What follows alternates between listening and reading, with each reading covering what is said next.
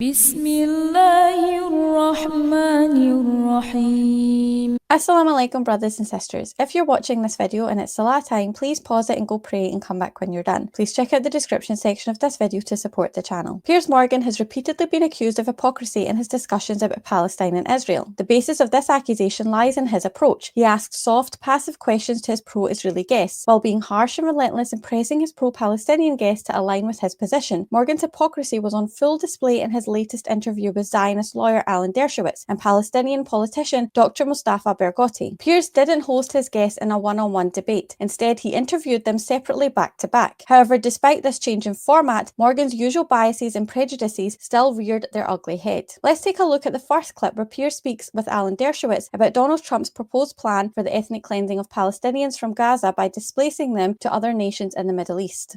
On the face of it, as with many of Trump's statements, everyone goes completely nuts. They all think it's completely insane. What is your reaction to this, though? It's so dramatic.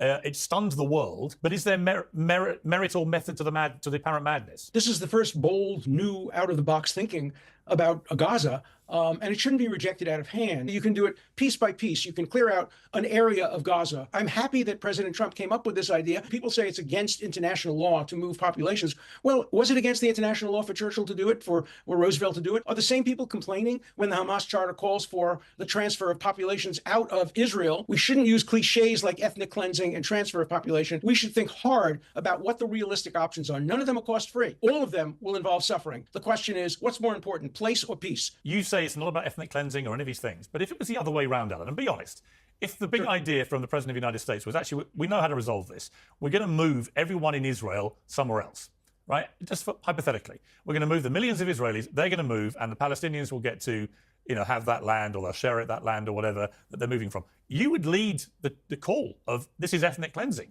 You would say this is unbelievable, shocking, appalling, and should never be contemplated. And I think if you're honest, you would admit that. If you're a Palestinian, you don't see this as the great rosy future. You see this as you being kicked out of your land, and it confirms the very fears you've been expressing about members of the cabinet like Smotrich and Ben-Gvir and so on, who have been talking in this way for quite some time, that they just wanted to get rid of the Palestinians. Look, this wasn't an idea that Smotrich or Ben-Gvir or even Netanyahu came up with. An idea that the current administration came up with. No, Israel is an established state. It didn't start the October 7th war. When you start a war, the way Germany started with Czechoslovakia, your civilians pay a price. But actually what Donald Trump, when he was asked directly about what would happen with Palestinians, that most of them would literally move to Jordan and Egypt, both of whom their leaders have said, we're not doing this. And the general reaction across the Arab world is one of absolutely not happening in a million years. I get the boldness, I get the vision, I get if you're an Israeli, this makes perfect sense and it's great. But if you're a Palestinian, you're like, hang on, so we're getting kicked out, and most of us forever, from what they see as their homeland. And again, I just ask you, if it was the other way around, how would you feel? Well, first, it wouldn't be the other way around, because Israel has lived in peace. It has never attacked its enemies. Israel is responding to it by saying, wait a minute, let's not do any ethnic cleansing. Let's clear areas. This would be my idea, and it's an idea I would propose to President Trump. Clear certain areas, say the South, the Rafah area. Move all the Palestinians out. Let's not just reject it by using terms like ethnic cleansing. The official definition of ethnic cleansing is the forced removal or killing of a population, ethnic group, or religious group against their will. And it's pretty clear from the immediate reaction from Palestinians that this would be against their will. Therefore, the forced removal of a population is, by the definition, ethnic cleansing. It's not like people are exaggerating. That's exactly what it would be if it's against their wishes. No, that's not true. International law is based on precedent. And I don't think anybody has accused Churchill and Roosevelt of ethnic cleansing. Peace is more important than geography.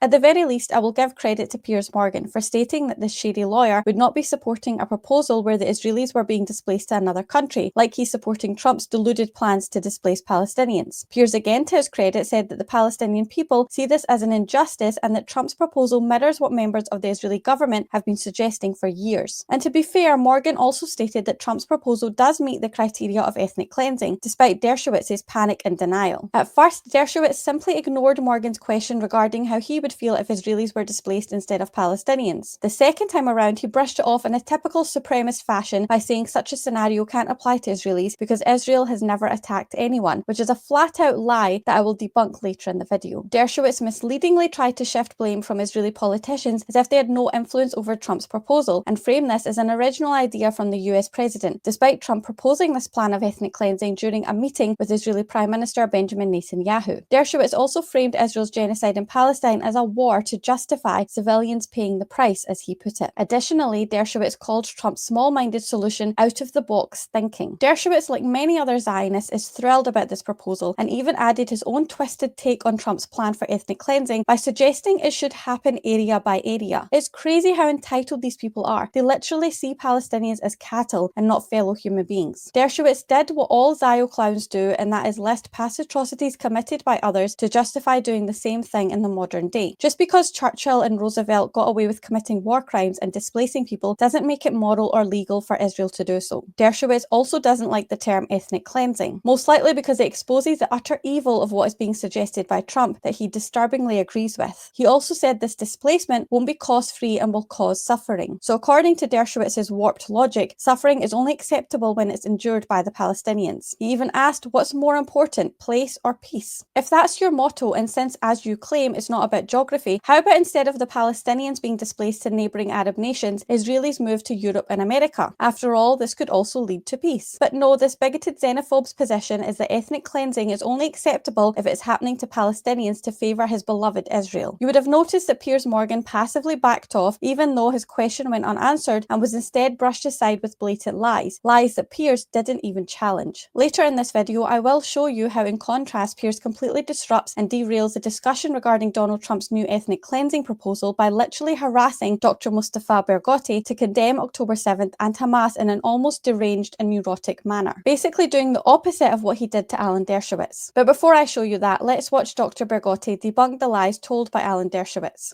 Dr. Barghouti, your response to Alan Dershowitz there? Well, I'm not surprised at all about everything that Mr. Dershowitz said. He is being a very well-known lawyer of murderers and a very bad record of even defending Epstein. But more than that, hang on. He lied. Dr. Barghouti, hang on. Don't interrupt me. No, I'm sorry. If you say something ridiculous, I'm going to interrupt you. The fact he's a lawyer who's represented people who may have committed crimes, Murderers. he's allowed to represent anyone. That's what lawyers do. Why would that be a stick to beat him with? Well, he has a very bad record of even being a lawyer, and I'm not saying ridiculous things. Please respect me. He just lied several times. He claimed that Israel never attacked and never initiated a war. They initiated the war in 1948 by attacking Palestinian communities. They erased to the ground 521 Palestinian communities and destroyed them. They ethnically cleansed 70% of the Palestinian people. In 1956, they and France and Britain attacked Egypt. They initiated the attack. In 1967, Israel initiated an attack on Jordan, Egypt, and Syria and occupied the occupied territories, which is now a problem we are living with. Trump is not only making a very destructive proposal, he is actually issuing a criminal proposal. What he is advocating is the violation of international law by ethnically cleansing Palestinian people in Gaza. That's what he is proposing, forcing people out of their homeland. What would Mr. Trump think if I suggest that all people in New York should be removed to Afghanistan or should be removed to Mexico? Of course, they would say, this is crazy. How could you speak about that? What would Mr. Dershowitz would say, as you have said, if the plan was to displace Jewish people from Israel? After all, we've been living here for thousands of years, long time before the Israelis who exist now in Israel lived here. So this is a very dangerous approach. It lacks respect of international law. It actually shows a great amount of ignorance to the history of the Palestinian people, to the resilience of the Palestinian people, and a great amount of ignorance of the geopolitical facts of the area. And it will not work. Of course it will not work. How could Mr. Dershowitz compare the situation now with what happened during the Second World War? We have now the United Nations. We have something called the international law. So Donald Trump said he's thought about this for a while because he's not hearing any good idea to resolve this. It's been going on for more than 7 decades. Why? There is a very good idea. Well, hang on, I'm going to ask you. Hang on, let me ask you a question. Nobody tried it. Let me ask you a question. question. But with respect, what is your solution? If it's not this, fine. What is your solution? Very simple. End the Israeli illegal occupation of the West Bank, Gaza Strip, and East Jerusalem.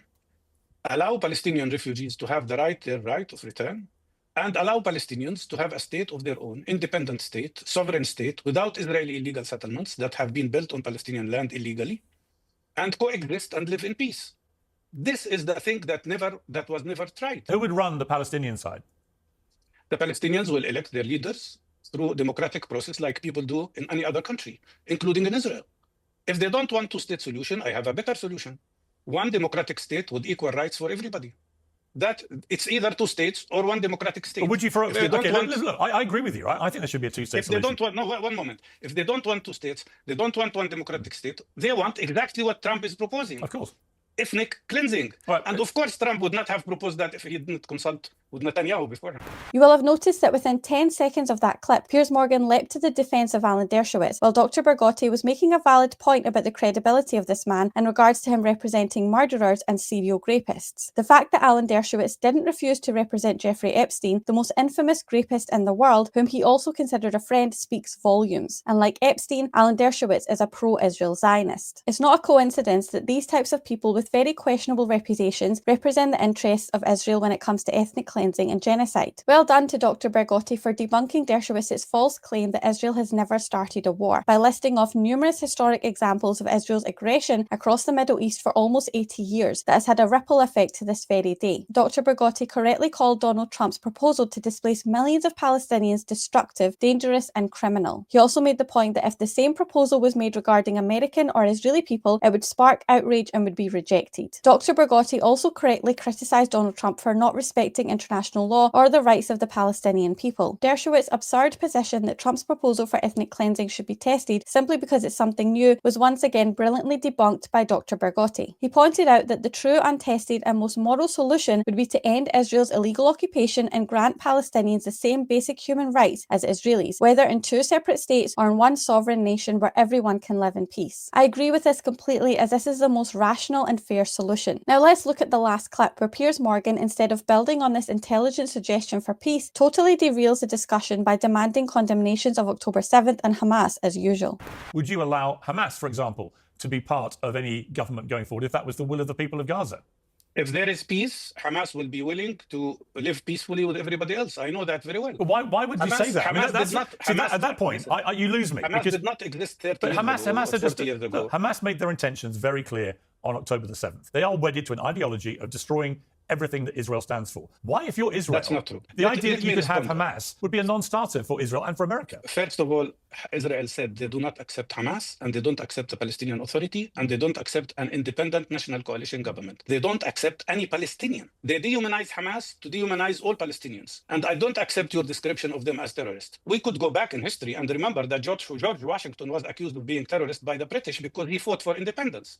We could remember that Nelson Mandela was accused of being terrorist and put on the American terrorist list of the Congress for a very long time, even after he became president. Palestinians are struggling for their freedom. The Palestinians want to have peace, but now insisting or imposing on us ethnic cleansing, this is beyond any kind of understanding. And let me tell you that what Netanyahu failed to achieve in his genocide act in Gaza of ethnic cleansing of Palestinians will not be achieved by Trump, by his threats and what he's proposing. No Arab country will participate in this. Egypt rejected it. Saudi Arabia made very strong statement. Jordan rejected it. Not only because their peoples will never allow their participation in a crime of ethnic cleansing of Palestinians, but also because they know Jordan will not exist anymore if that happens.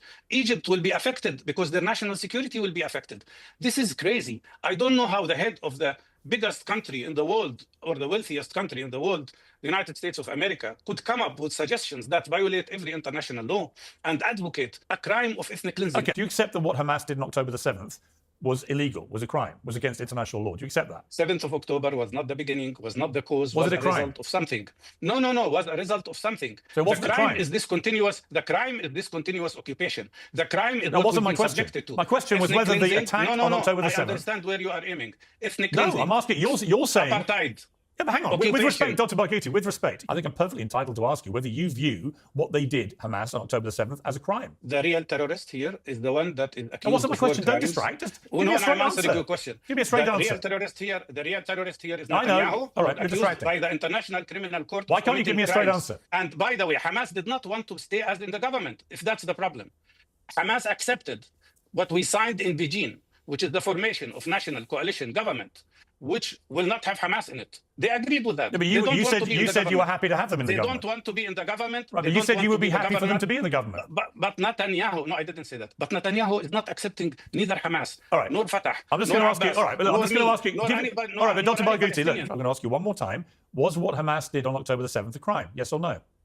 What Hamas did in October 7th was a response and a reaction to terrible atrocities made by Israel since 1948. I don't like to be anybody to be killed. I don't like any Palestinian or Israeli or American child to be killed. Was it a crime? But you have to tell me, who is the war criminal? No, I'm doing the question. Was it a crime? 17. Why can't you say it was a crime? In Palestine. No, Mr. Pierce, you are following the same trend. No, I'm asking you a very simple question. As equal human beings. Simple question. Why you don't accept us as equal human beings? No, why can't you accept that what they did was a heinous crime? Why you don't say that Netanyahu is a criminal? But I'm asking you if Hamas committed a crime on October the 7th. You're not going to divert the discussion from You're not going to give me an answer. As long as you don't accept us Palestinians as equal human beings to Jewish people, to other people, you will never succeed. Okay, when you refuse repeatedly, as you have done today, to say that what Hamas did on October 7th was a crime, I'm not going to take any lectures from you because you don't think that what Hamas did was a war crime. I do not accept any crime against any people, especially civilian population. So was it a crime then? What you are doing is trying to defend the Israelis because you are biased to Israel. You divert the attention from the real problem. No, I asked you a simple question. The real problem is Netanyahu and Trump has just declared the worst kind of crime, which is ethnic cleansing of the Palestinian people of Gaza.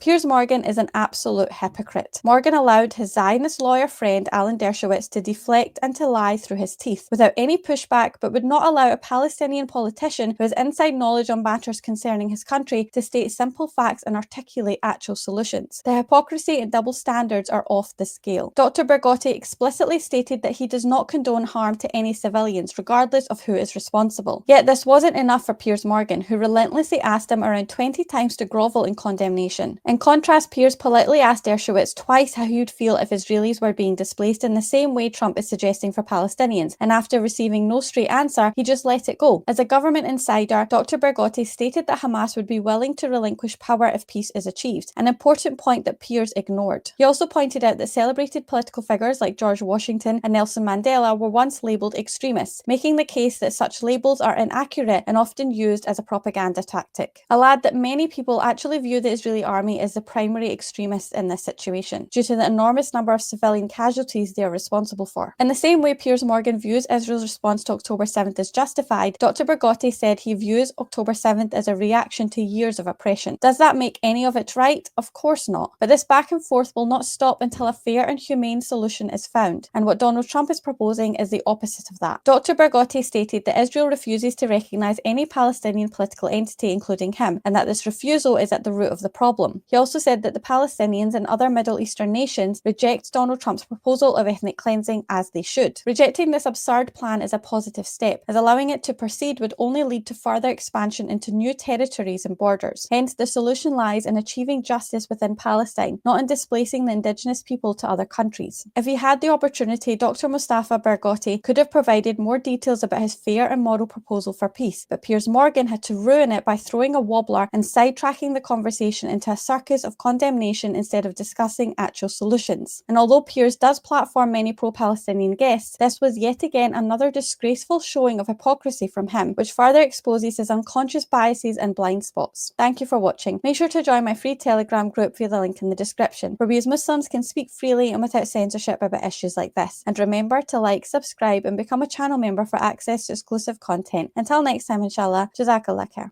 Allahu Akbar, Allahu Akbar, Allah.